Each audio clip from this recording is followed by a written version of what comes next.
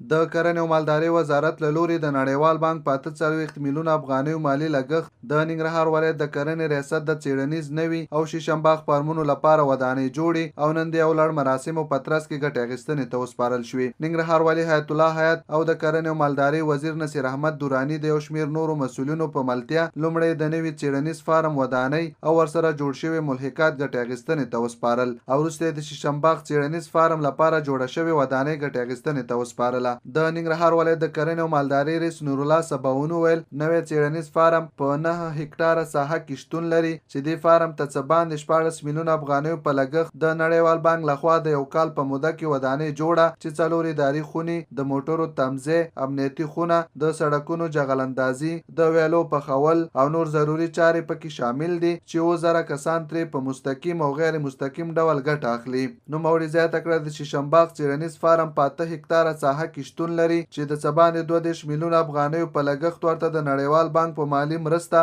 ودانۍ جوړه شوه چې 10 خونې د موټرو تمځای تریشنینګ بلور د سړکونو جغلندازي د ټولو کانالونو لپاره وړه خونه او نور ضروري ملحقات هم ورسره جوړ شوي او څه باندې 11000 کسان ترې په مستقیم او غیر مستقیم ډول ګټه اخلي. خوشبختانه تاسو ګورئ چې موږ تاسو د دوو ودانیو د رغولو شاهدانو چې دا د چې لومړی ودانۍ د 22 میلیون افغانیو په ارزښت باندې لګښت باندې جوړه شوې ده او همدارنګه دومره ودانۍ چې کومه یو ده د 14 میلیون افغانیو په ارزښت باندې جوړه شوې ده. لومړنۍ ودانۍ چې د شیشمباغ تحقیقاتي فارم کې موقعیت لري لس اتاقه یا خونې لري چې په دې کې به زمونږ د تحقیقاتو کارمندان په اسانۍ سره وکولی شي تر څو د دې نه استفاده وکړي خپل فایلونه او خپل تحقیقاتو نتیجې دلته په منظم شکل باندې ترې استفاده وشي. همدارنګه د تحقیقاتو لپاره د ماشین آلاتو تمځای دلته جوړ شوی ده. دې نه علاوه د تحقیقاتو درمنځای دلته جوړ شوی ده چې په هغې کې محصولات راټولیږي او په هغې ځای کې په پاک او صفا ماحول کې به د هغې نه نتیجه لاسته راوړل کېږي. علاوه له دې نه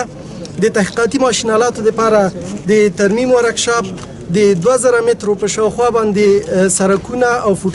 فوټپاتونه جوړ شوي دي چې په اسانۍ سره